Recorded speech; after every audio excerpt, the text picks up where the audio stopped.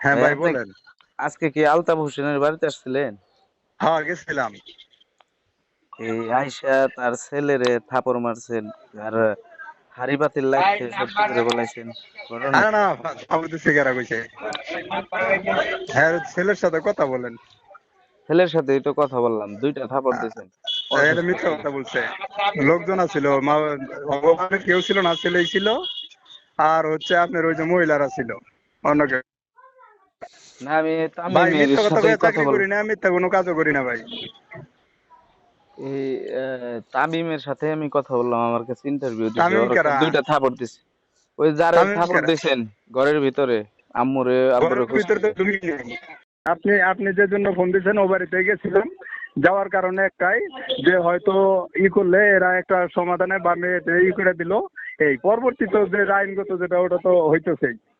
আর 2 number হচ্ছে, গেছি ঘুরতে, বাড়িতে থাকে না, তাদের এলাকার লোকজনকে বলে আসছি যে আপনারা এভাবে কতদিন তারা থাকবে, তারা যে কোনো একটা ব্যবস্থায় যাক, এটা বলে পরে আমি চলে আসছি।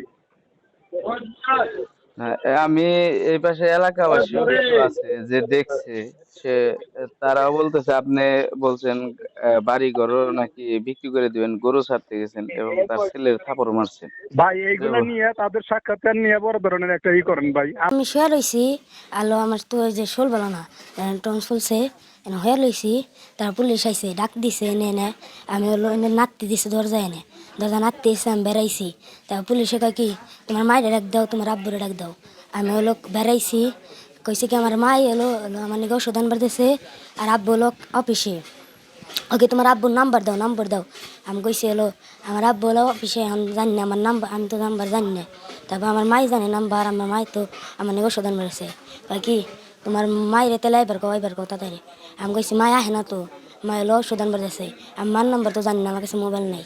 তাও কয় কি এলো, তাও তোমার মায়ের ডাক দাও কোন থেকে। আমি কইছি আইলে আপনার বহেন এনে আহক। তারপরে এলো, তাও কই আহে না। তারপরে থাবর মারছে আমারে। তারপরে এই যে এনে দেখছে, এনে যে এনে হলো হলো যে বুঝে যে এনে করছে।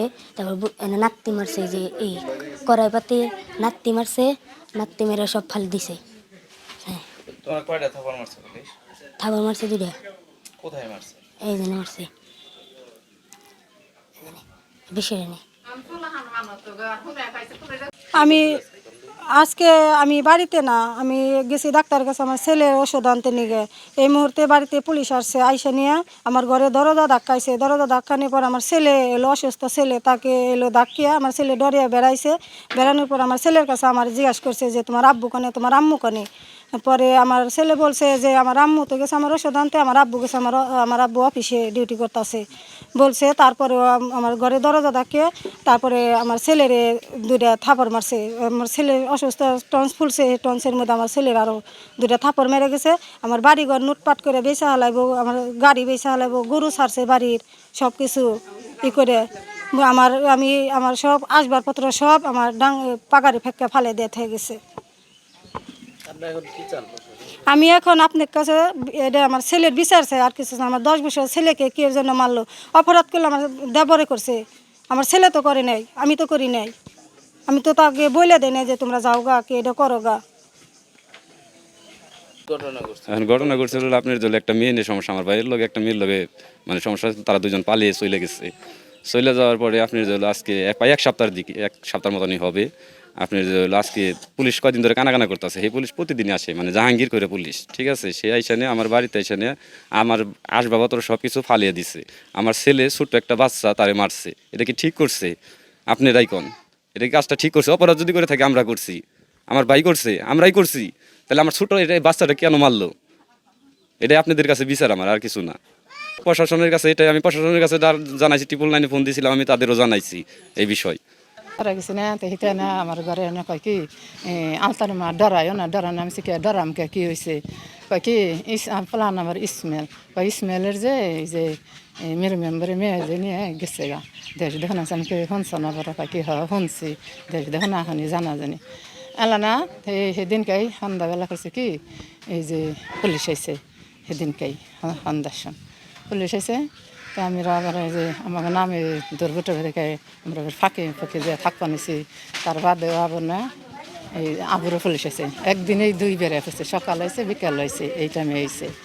আমরা খালি ফাঁকেই থাকি।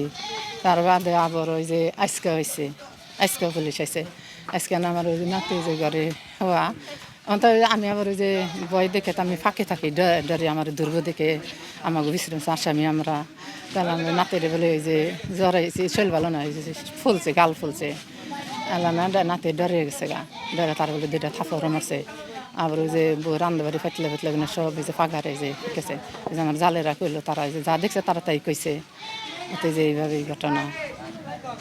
আর আমাকে ধরে অন্যায় করলে আমার ছেলে করছে, আমি তো অপরাধ করি, আমার ইপলাই তো অপরাধ করে নেই। এতে যে আমার এই যে একলাই সরকারি চাকরি তারও নাম দিছে, এত অপরাধ করে নেই, করলে আমার ওই ছেলে অপরাধ করছে, তারাই করবো, তারে যেমন তাই করে তারাই করবো, আমাকে করে কি করবো, তা আমার এই যে ধরবো, আমারও ধরবো, ওই ছেলের বাপেরে ধরবো, এতে কিনা আমার খালি বিশ্রি করবো আনছে, আমার গরু নিয়ে যাবো, গাড়ি নিয়ে যাবো, এগুলো করছে আজকে ব্যক্তি।